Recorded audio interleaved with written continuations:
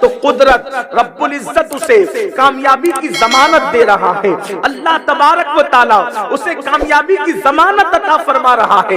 آج قوم مسلم جو در در کی بیکاری بنی ہوئی ہے، آج قوم مسلم جو ذلت و رسوائی میں ڈوبی ہوئی ہے، آج قوم مسلم جو بے چینی اور بے قراری کا شکار ہے، آج قوم مسلم جو سسک رہی ہے، اللہ اکبر، اس کی سب سے بڑی وجہ یہ ہے کہ مسلمانوں نے اللہ کے گھر کو آباد کرنا چھوڑ دیا، خدا کے گھروں کو ویران کر دیا۔ اللہ اکبر۔ آج لوگ کہتے ہیں مولانا ہمارے گھروں پر بلڈوزر کیوں چل رہا ہے؟ میں کہتا ہوں جو ظلم کر رہے ہیں خدا ان کے گھروں کو بھی سلامت نہ رکھے گا، مگر اچھی طرح یاد رکھنا، میں آپ سے پوچھنا چاہتا ہوں، اپنے گھر اجڑے تو تمہیں اتنی تکلیف ہو رہی ہے، تم نے برسوں سے خدا کے گھر کو اجاڑا ہے، خدا کے گھر کو ویران کر دیا ہے۔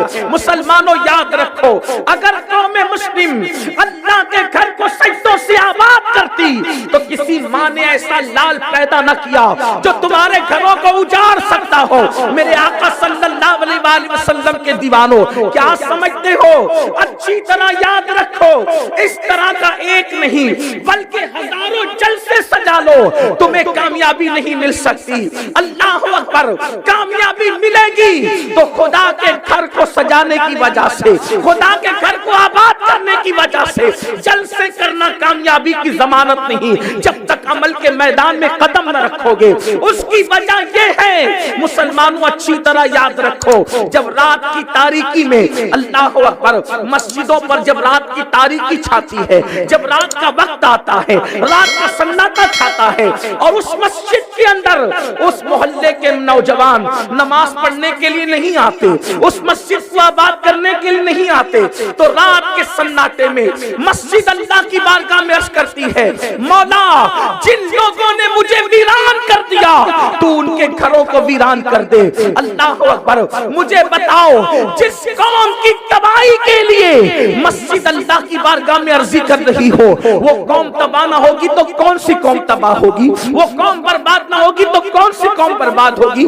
بڑی معذرت کے ساتھ، میری قوم جلسہ سننے کے لیے تو ہزاروں کی تعداد میں جمع ہوتی ہے، مگر عمل کرنے کے لیے آخر ہماری تعداد کتنی ہے؟ میں آپ سے پوچھنا چاہتا ہوں، جتنی بڑی تعداد جلسے میں موجود ہے، اگر اتنی تعداد مسجد میں فجر کی نماز میں پہنچنے لگے تو قوم مسلم کو کامیابی سے کوئی روک نہیں سکتا، کامرانی سے کوئی روک نہیں سکتا۔ میرے پیارے آقا صلی اللہ علیہ وسلم کے پیارے دیوانوں، اللہ کے حبیب، غیب کا نبی، شفیع المذنبین، رحمت للعالمین صلی اللہ علیہ وآلہ وسلم حضرت سیدنا ابو ہریرہ سے فرماتے ہیں، اے ابو ہریرہ، تو بے نمازی کے بازو میں بھی نہ بیٹھا کرو، تم بے نمازی کے قریب بھی نہ بیٹھا کرو۔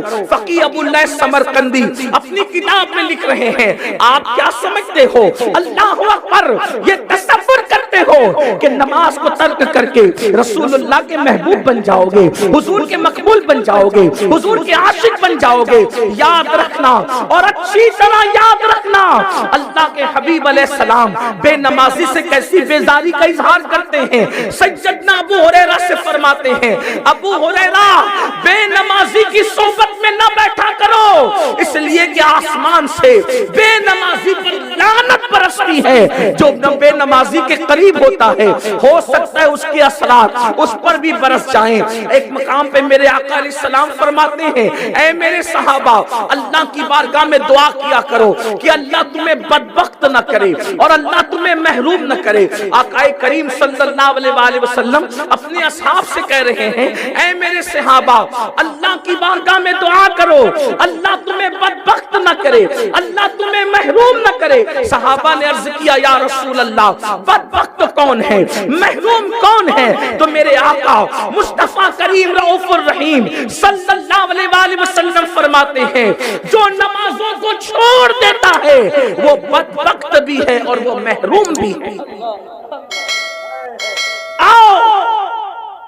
آج بہت آسانی کے ساتھ لوگ کہتے ہیں، مولانا نماز پڑھنے کے لیے ٹائم نہیں ملتا، وقت نہیں ملتا، گیم کھیلنے کے لیے وقت ہے، فیس بک یوز کرنے کے لیے وقت ہے، دوستوں کے ساتھ گپ شپ کرنے کے لیے وقت ہے، نماز کے لیے وقت، اللہ کے لیے وقت نہیں۔ اور اگر اللہ کے لیے وقت نہیں نکالتے تو ذرا دل کے کانوں سے ایک حدیث مبارکہ کو سنیں۔ اس حدیث کو بھی حضرت علامہ عثمان ابن حسن رضی اللہ تبارک و تعالیٰ اپنی کتاب میں لکھتے ہیں۔ یہ درۃ الناصحین کے اندر یہ حدیث موجود ہے، جس کو علامہ عثمان ابن حسن نے اپنی کتاب میں لکھا۔ کیا اللہ کے رسول صلی اللہ علیہ وآلہ وسلم کا حسین اور خوبصورت دور ہے۔ آج آپ مولوی صاحب کے سامنے کتنا ہی بہانہ کریں، آج آپ اپنی طبیعت سے کوئی بھی کسی بھی انداز سے آپ بہانے بازی کرتے رہیں، لیکن اللہ کے یہاں کوئی بہانہ نہیں چلے گا۔ عثمان ابن حسن لکھتے ہیں اللہ کے رسول صلی اللہ علیہ وآلہ وسلم کا ظاہری دور ہے، حضور اکرم صلی اللہ علیہ وآلہ وسلم اپنے اصحاب کے درمیان موجود ہیں۔ ایسے میں ایک جوان روتے ہوئے آتا ہے، اللہ کے حبیب علیہ الصلوۃ والتسلیم اس جوان سے اس کے رونے کی وجہ پوچھتے ہیں کہ اے جوان تو کیوں رو رہا ہے، تیرے رونے کی وجہ کیا ہے؟ تو وہ جوان کہتا ہے یا رسول اللہ صلی اللہ علیہ وآلہ وسلم، میرے ماں باپ آپ پر قربان، حضور میرے ابا کا انتقال ہو گیا، میرا باپ مر گیا، اور دیہات کی وجہ سے میرے باپ کو کفن پہنانے کے لیے، غسل دینے کے لیے کوئی بھی موجود نہیں ہے، اس وجہ سے میں روتا ہوا آپ کی بارگاہ میں آیا ہوں۔ حضور میرا باپ مر گیا ہے، نہ کوئی کفن پہنانے والا ہے، نہ میرے باپ کو کوئی غسل دینے والا ہے۔ تو اللہ کے حبیب صلی اللہ علیہ وآلہ وسلم نے سیدنا ابو بکر صدیق اور سیدنا فاروق اعظم سے فرمایا کہ تم دونوں جاؤ اور جا کر اس کے باپ کو کفن دو اور اس کے باپ کو غسل دو، غسل دے کر کے کفن پہناؤ۔ اللہ اکبر۔ میرے آقا علیہ الصلوۃ والتسلیم کے حکم پر سیدنا صدیق اکبر اور سیدنا فاروق اعظم یعنی شیخین کریمین اللہ کے حبیب کے حکم پر اس مردے کو غسل دینے کے لیے اور کفن پہنانے کے لیے تشریف لے گئے۔ جیسے ہی میرے آقا علیہ السلام کے حکم پر اس دیہات میں شیخین پہنچے، صدیق و فاروق پہنچے اور اس کے چہرے سے کپڑا ہٹایا، غسل دینے کے لیے کپڑا ہٹایا، تو دونوں کے پیروں کے نیچے سے زمین کھسک گئی اور دونوں نے کیا دیکھا کہ اس کا چہرہ کالے سور کی طرح ہو گیا، اس کا چہرہ کالے خنزیر کی طرح ہو گیا۔ اے میری قوم کے جوانوں، اے مسلمانوں، توجہ کے ساتھ سنو، اگر اپنے آپ پر رحم ہے، اگر اپنے آپ سے پیار ہے، اگر اپنی آخرت سے پیار ہے تو دل کے کانوں سے سنو۔ صدیق اکبر، فاروق اعظم اس میت کو غسل دینے کے لیے اللہ کے نبی صلی اللہ علیہ وآلہ وسلم کے حکم پر پہنچے اور جیسے اس کے چہرے سے کپڑا ہٹایا تو دیکھا اس کا منہ کالے سور کی طرح، کالے خنزیر کی طرح ہو گیا۔ اللہ اکبر۔ جب دونوں رو پڑے اور ایک شخص کو بھیجا کہ جاؤ اور جا کر اللہ کے رسول علیہ السلام سے سارا ماجرا عرض کرو، حضور ہم اس کو کیسے غسل دیں، اس کو کیسے کفن پہنائیں، اس لیے کہ اس کا چہرہ تو کالے سور کی طرح ہو گیا، کالے خنزیر کی طرح ہو گیا۔ وہ جوان میرے آقا کی بارگاہ میں آ کر سارا ماجرا عرض کرتا ہے۔ اللہ کے رسول غیب کا نبی صلی اللہ علیہ وآلہ وسلم وہاں تشریف لے جاتے ہیں اور جب اس کے چہرے کو میرے آقا نے کالے خنزیر کی طرح دیکھا، حضور کی آنکھوں میں آنسو تھے۔ اللہ کے نبی نے ہاتھ اٹھائے اور ہاتھ اٹھا کر عرض کیا مولا اس کے چہرے کو بہتر کر دے، اس کے چہرے کو درست کر دے۔ اللہ اکبر۔ جیسے ہی میرے آقا کا دعا کرنا ہوا، کیونکہ میرے آقا کی دعائیں تو مقبول ہے، میرے امام کہتے ہیں عنایت کا جوڑا، اجابت کا صحرا، دلہن بن کے نکلی دعائیں محمد، اجابت میں جھک کر گلے سے لگایا، بڑی ناز سے جب دعائیں محمد۔ اللہ اکبر۔ حضور اکرم صلی اللہ علیہ وآلہ وسلم کا دعا کرنا تھا کہ حضور کی دعا کی برکت سے اللہ نے اس کے چہرے کو ٹھیک کر دیا، اس کے چہرے کو برابر کر دیا، اس کے چہرے کو پہلے جیسا کر دیا۔ اس کے بعد اس کو غسل دیا گیا، غسل دینے کے بعد کفن پہنایا، اس کو غسل دیا گیا، غسل دینے کے بعد کفن پہنایا گیا۔ کفن کے بعد نماز جنازہ پڑھی گئی۔ جب نماز پڑھ لی گئی تو کسی نے خاموشی سے کہا پہلے تو اس کا چہرہ کالے سور کی طرح ہو گیا تھا، پہلے تو اس کا چہرہ کالے خنزیر خنزیر کی طرح ہو گیا تھا، ذرا اس کا چہرہ دیکھو تو صحیح، اب نماز جنازہ کے بعد ویسا ہی ہے یا پھر بدل گیا؟ اب جیسے ہی نماز جنازہ کے بعد اس کے چہرے سے کفن ہٹایا گیا تو کیا دیکھا گیا کہ اس کا چہرہ پہلے جیسے کالے سور کی طرح، کالے خنزیر کی طرح تھا، ویسے اس کا چہرہ خنزیر کی طرح ہو گیا۔ اللہ اکبر، اللہ اکبر۔ جب میرے آقا علیہ الصلوۃ والتسلیم نے دیکھا، حضور رو پڑے، صحابہ کرام رو پڑے۔ صحابہ نے عرض کیا یا رسول اللہ صلی اللہ علیہ وآلہ وسلم، آخری شخص کا چہرہ بار بار کالے سور کی طرح کیوں ہو جاتا ہے، کالے خنزیر کی طرح کیوں ہو جاتا ہے؟ اللہ اکبر۔ تو میرے آقا غیب داں نبی صلی اللہ علیہ وآلہ وسلم نے اس کے بیٹے کو بلایا اور بیٹے کو بلا کر کے فرمایا تو ہی بتا کہ تیرا بیٹا کہ تیرا باپ کیا کرتا تھا، تو ہی بتا کہ تیرا باپ کیا کرتا تھا، اس لیے کہ میرا اللہ کسی بندے پر ظلم نہیں کرتا، میرے رب کی ذات ظلم سے پاک ہے، یہ بتا تیرا باپ کیا کرتا تھا۔ اس جوان نے روتے ہوئے کہا یا رسول اللہ صلی اللہ علیہ وآلہ وسلم، میرا باپ جب بھی نماز کا وقت آتا تھا تو نماز کے وقت میں سو جایا کرتا تھا، یہ نماز نہیں پڑھتا تھا۔ تب میرے آقا مصطفیٰ کریم رؤوف الرحیم صلی اللہ علیہ وآلہ وسلم نے فرمایا جو دنیا میں نمازوں کو ترک کرے گا، جب قیامت کے دن وہ اپنی قبر سے اٹھے گا تو کالے سور کی شکل میں اٹھے گا، کالے خنزیر کی شکل میں اٹھے گا۔ میں پوچھنا چاہتا ہوں اپنے چہروں پر کریم مل کر کے خوبصورت بنانے کا خواب دیکھنے والوں، ایک سے ایک فیس واش استعمال کرنے والوں، ایک سے ایک صابن استعمال کرنے والوں، دنیا میں کریم، صابن اور فیس واش کے ذریعے سے اپنی چمڑی کو تو سفید بنا سکتے ہو، مگر یاد رکھو غیب داں نبی، سچے سچے نبی، صادق و مصدوق نبی کا فرمان ہے، جس نبی کے کہنے پر خدا کو ایک مانا، جس نبی کے کہنے پر آخرت کو مانا، جس نبی کے کہنے پر قرآن کو اللہ کی کتاب مانا، وہ نبی فرما رہے ہیں جب بے نمازی اپنی قبر سے اٹھے گا تو کالے سور کی شکل میں، کالے خنزیر کی شکل میں۔ میں تم سے پوچھنا چاہتا ہوں میری قوم کے جوانوں، اگر چہرے پہ پھنسی نکل آئے تو تم کالج جانا چھوڑ دیتے ہو، چہرے پہ پھنسی نکل آئے دوستوں کی محفل میں جانا چھوڑ دیتے ہو، چہرے پہ پھنسی نکل آئے شادی بیاہ میں شرکت نہیں کرتے۔ مجھے بتاؤ جب نماز چھوڑنے کی وجہ سے یہ چہرہ کالے سور کی طرح ہوگا، کالے سور کا منہ لے کر اللہ کو کیا منہ دکھاؤ گے؟ قیامت کے دن کیسے حاضری دو گے؟ رب کی بارگاہ میں کیا منہ دکھاؤ گے؟ اس لیے یاد رکھو ایک وقت کی نماز کے لیے 10 منٹ سے زیادہ کا ٹائم نہیں لگتا، بہانے نہ بناؤ۔ یاد رکھو یہ دنیا فریبی دنیا ہے، یہ دنیا مکار دنیا ہے۔ نماز کے لیے وقت نکالو۔ نماز کیا ہے؟ جس کی وجہ سے چہرہ دنیا میں بھی روشن ہوتا ہے، جنازے میں بھی روشن رہے گا، قبر میں بھی روشن رہے گا۔ نماز وہ ہے جس کی وجہ سے روزی میں برکت ہوتی ہے، نماز وہ ہے جس کی وجہ سے عمر میں برکت ہوتی ہے، نماز وہ ہے جس کی وجہ سے مصیبتیں ٹلتی ہے، نماز وہ ہے جس کی وجہ سے قسمتیں بدلتی ہے، نماز وہ ہے جب بندہ سجدہ کرتا ہے تو اللہ اور بندے کے درمیان سے جتنے پردے ہوتے ہیں سارے پردے اٹھا دیے جاتے ہیں۔ جب تم سجدہ کرتے ہو اللہ کے رسول غیب کا نبی صلی اللہ علیہ وآلہ وسلم نے فرمایا بندہ سب سے زیادہ اللہ کے قریب اس وقت ہوتا ہے جب وہ حالت سجدہ میں ہوتا ہے۔ سجدہ کرو گے تو اللہ کے قریب ہو جاؤ گے۔ سجدے کی حالت میں بندے کی دعائیں قبول کی جاتی ہے۔ میرے آقا صلی اللہ علیہ وآلہ وسلم کے دیوانوں یاد رکھو، آج لوگ کہتے ہیں مولانا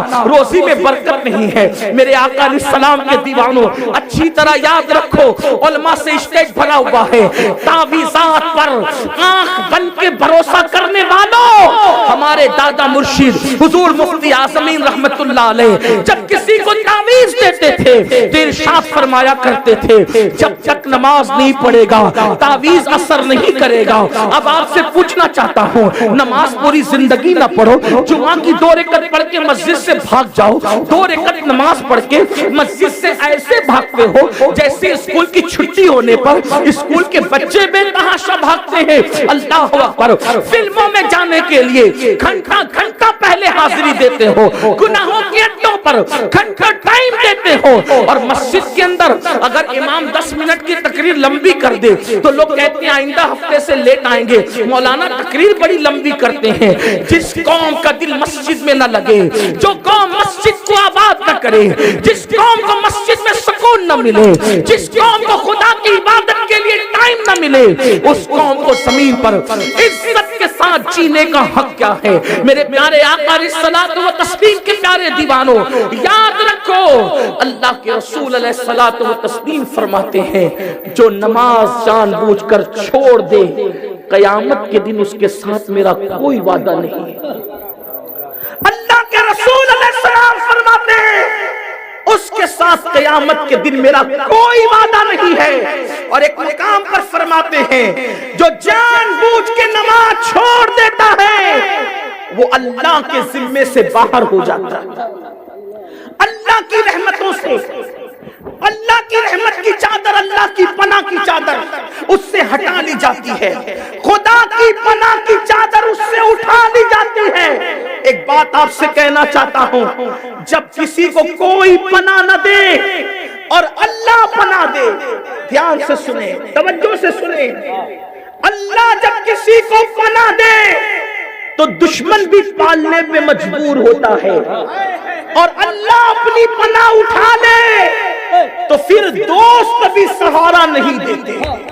اس کو دھیان سے سننا, بے نمازی سے خدا کی پناہ اٹھا لی جاتی ہے, اور اللہ کی پناہ کیا ہے, اللہ کی امان کیا ہے, اللہ کی رحمت کیا ہے. ایک واقعے کے ذریعے سے سمجھو. جب فرعون نے خواب دیکھا کہ ایک بچہ پیدا ہوگا جو اس کی سلطنت اور حکومت کا خاتمہ کرے گا, تو اس نے کہا آج کے بعد میں کوئی بچہ پیدا ہونے ہی نہیں دوں گا. جب بچے پیدا نہیں ہوگا تو میری حکومت کیسے ختم ہوگی؟ اقتدار والوں کو اپنے چمچوں سے یا صاحب اقتدار اور سیاستدانوں سے تکلیف نہیں ہوتی, اہل اقتدار کو ہمیشہ ڈر لگا رہتا ہے اہل حق کا, انہیں حق والوں سے تکلیف رہتی ہے. فرعون کو خوف تھا میری حکومت ایک بچہ بڑا ہو کر کے ختم کرے گا, کہا میں پیدا ہی نہیں ہونے دوں گا. اس نے پابندی لگا دی. المختصر یہ کہ اسی پابندی کے دور میں حضرت موسیٰ علیہ السلام کی پیدائش ہوئی, ولادت ہوئی. بچے کی ولادت ہو گئی, پیدائش ہو گئی. ماں کو خوف ہوا کہ اگر اس کی اطلاع فرعون کو ہو گئی تو وہ بچے کو بھی قتل کرے گا, ماں کو بھی قتل کرے گا, دائی کو بھی قتل کرے گا, پورے گھر کو قتل کرے گا. تو حضرت موسیٰ علیہ السلام کی امی نے مشورہ کیا کہ کیا کرنا چاہیے. تو آپ کی امی کو یہ مشورہ دیا گیا اس بچے کو ایک صندوق میں بند کر کے دریا میں ڈال دیا.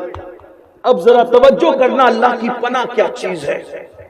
حضرت موسیٰ علیہ السلام کی امی نے صندوق کے اندر اپنے بچے کو بند کر کے دریا کے کنارے پر آئی اور دریا میں ڈالتے ہوئے کہا اللہ میں اپنے بچے کو تیری پناہ میں دیتی ہوں, اور مجھے اتنا سمجھتا ہے کہ جو چیز اللہ کی پناہ میں دی جائے وہ ضائع نہیں ہوتی.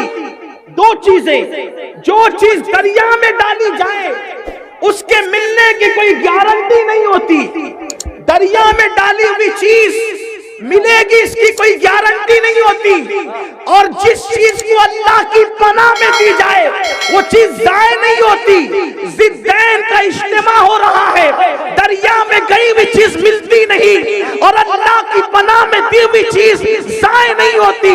موسیٰ علیہ السلام کی امی نے صندوق کو یہ کہہ کے دریا میں ڈال دیا, مولا اس بچے کو میں تیری پناہ میں میں دیتی ہوں، اور جس پہ تیری پناہ ہو جائے، جس کو تو اپنی پناہ عطا کر دے، وہ چیز ضائع نہیں ہوتی۔ ماں نے توکل کے ساتھ، اللہ پہ بھروسے کے ساتھ دریا میں بچے کو ڈال دیا، اور واقعہ آپ جانتے ہیں، اس کی تفصیل میں نہیں جاتا۔ پھر وہ صندوق بہتے بہتے فرعون کے گھر کی نہر میں چلی گئی، آسیہ کے ساتھ فرعون موجود تھا۔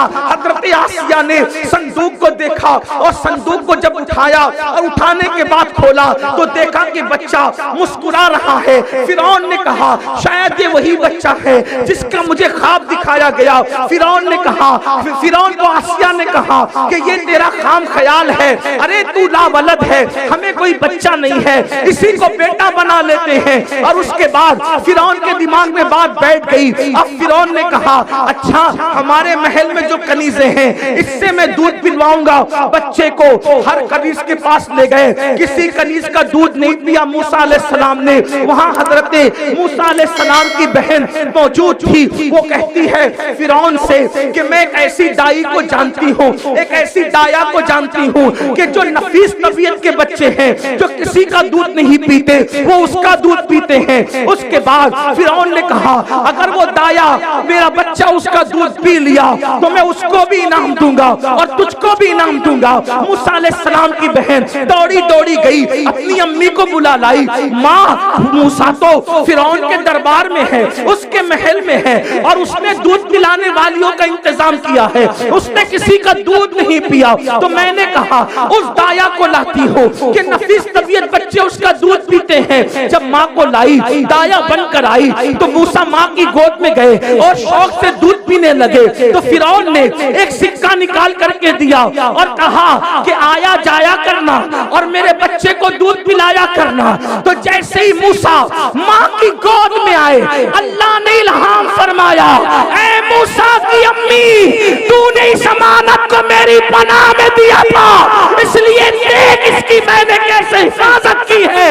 اے مسلمانوں، اللہ جب پناہ اٹھا دیتا ہے تو پھر چوہے بھی تمہیں کچھ تکلیف پہنچاتے ہیں، بندر بھی تمہیں تکلیف پہنچاتے ہیں، چوٹیاں بھی تمہیں تکلیف پہنچاتی ہے، اور جب اللہ پناہ کی چادر ڈال دیتا ہے تو وقت کا فرعون بھی دودھ پلانے پہ مجبور ہو جاتا ہے۔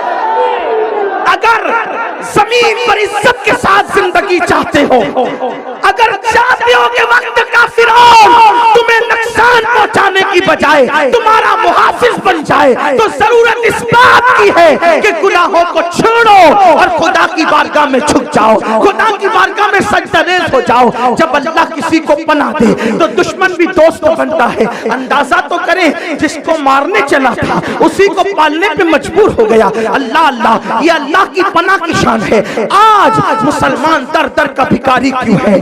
آج مسلمان سستیاں کیوں لے رہا ہے؟ 35 سال کی بچیاں بغیر رشتے کے گھروں میں کیوں بیٹھی ہوئی ہے؟ آخر مسلمان لا علاج بیماریوں میں کیوں مبتلا ہے؟ ہمارے دکھوں کی وجہ کیا؟ ہماری تکلیفوں کی وجہ کیا؟ قرآن کہتا ہے وَمَا أَصَابَكُم مِّن مُّصِيبَةٍ فَبِمَا كَسَبَتْ أَيْدِيكُمْ، کہ تم پر جو بھی مصیبت آتی ہے وہ تمہارے گناہوں کی وجہ سے ہے۔ اے میرے آقا علیہ السلام کے دیوانوں، مجھے بتاؤ، اللہ اکبر، کل تک حال یہ تھا کہ مسلمان بادشاہ ہونے کے بعد بھی اس کی تہجد ترک نہیں ہوتی تھی، مسلمان بادشاہ ہونے کے بعد بھی اس کی تکبیر اولیٰ ترک نہیں ہوتی تھی، مسلمان بادشاہ ہونے کے بعد بھی اس کی سنتیں غیر موقعہ ترک نہیں ہوتی تھی۔ آج مسلمانوں کے پاس کچھ بھی نہیں ہے، پھر بھی نمازوں سے کوسوں دور ہے۔ کیا ہو گیا؟ اپنی اللہ سے رشتہ اتنا کمزور کر لیا۔ اور سن لو، دولت کے نشے میں خدا کی عبادت کو ترک کرنے والوں، جوانی کے نشے میں خدا کی عبادت کو ترک کرنے والوں، ایک دن آئے گا جب جسم کا رشتہ روح سے ٹوٹ جائے گا، جس کو موت کہتے ہیں۔ موت یہ تم بائک پہ بیٹھ کر جو اتراتے ہو، رات کی تاریکیوں میں نرم نرم گدوں پہ لیٹ کر زنا کے مناظر دیکھتے ہو اور فجر کی نماز میں سوتے پڑے رہتے ہو۔ میری مائیں اور بہنیں بھی موجود ہیں، بڑی بھولی بھالی یہ میری بہنیں ہیں، بڑی سادگی سے کہتی ہے مولانا ہمیں نماز کا ٹائم نہیں ملتا کیونکہ ہمیں تو کپڑے بھی دھلنے ہیں، ہمیں تو جو ہے وہ کھانا بھی بنانا ہے، ہمیں تو جو ہے وہ آٹا بھی گننا ہے، ہمیں تو بچے بھی پالنے ہیں۔ میں پوچھتا ہوں اے میری بہن، تجھے زیادہ کام ہے یا سیدہ فاطمہ فاطمہ کو زیادہ کام تھا. تیرے گھر میں تو آٹا پیسا ہوا آتا ہے, تیرے گھر میں تو مرچ پیسی ہوئی آتی ہے, تیرے گھر میں کنویں ہیں, جگہ جگہ نل ہے, اور اللہ اکبر ہینڈ پمپ تو ہر جگہ آ گئے ہیں, کتنی سہولتوں کا دور ہے. مگر قربان سیدہ فاطمہ الزہرا تو چکی اپنے ہاتھ سے چلاتی ہے اور آٹا خود پیستی ہے. سیدہ فاطمہ تو گھر میں کوئی کنیز نہیں, گھر میں کوئی نوکر چاکر نہیں. مولا کائنات سیدنا علی مرتضیٰ کرم اللہ تعالی وجہ الکریم فرماتے ہیں چکی چلاتے چلاتے فاطمہ الزہرا کے ہاتھوں میں گڈھے پڑ گئے تھے اور پانی بھرتے بھرتے ان کی پیٹھ پر مشکیزے کے کالے کالے نشان پڑ گئے تھے. مگر اس کے باوجود بھی 5 بچوں کی ماں 5 بچوں کی پرورش کرتے ہوئے فرض تو فرض ہے, نفل نماز جب عشاء کی نماز کے بعد نماز شروع کرتی ہے تو ایک ہی سجدے میں سیدہ فاطمہ پوری رات گزار دیتی ہے, اور جب صبح ہوتی ہے تو بڑی حسرت کے ساتھ اپنا سر سجدے سے اٹھا کر سجدہ کرتی, مولا رات تو نے اتنی چھوٹی بنائی کہ تیرے نبی کی بیٹی فاطمہ دل کھول کے سجدہ بھی نہ کر سکی. ہائے افسوس, انہیں رات چھوٹی پڑتی ہے عبادت کے لیے, اور میری بہنوں کو وقت نہیں ملتا. میری بہن جب تجھے نماز کے لیے وقت نہیں تو سیریل کے لیے تجھے وقت کہاں سے آتا ہے, تجھے کہاں سے وقت آتا ہے. اللہ اکبر, سیریل اور فلموں کے لیے, غیبت اور چغلی کے لیے. اے خاتون جنت کی کنیزو, مرد ہو یا عورت, ہر ایک پر ایک وقت آئے گا جب جسم کا رشتہ روح سے ٹوٹ جائے گا. اور اللہ کے رسول غیب کا نبی صلی اللہ علیہ وسلم فرماتے ہیں سب سے زیادہ موت کے وقت اگر کسی کو تکلیف ہوتی ہے تو بے نمازی کو تکلیف ہوتی ہے. سب سے زیادہ پیاس اگر موت کے وقت کسی کو لگتی ہے تو بے نمازی کو لگتی ہے. سب سے زیادہ بھوک اگر موت کے وقت کسی کو لگتی ہے تو بے نمازی کو لگتی ہے. یہاں تک میرے آقا فرماتے ہیں اگر بے نمازی کو مرتے وقت 7 سمندروں کا پانی بھی منہ میں انڈیل دیا جائے تب بھی دنیا کی کوئی طاقت اس کی پیاس کو بجھا نہیں سکتی. کیا ہو گیا؟ مرنا نہیں ہے, موت نہیں آنی, سب کچھ دنیا دنیا, صرف دنیا, مال صرف مال, میرا مکان, میری دکان, میرا کاروبار, میں یہ میں وہ, ہم کچھ نہیں. لیجیے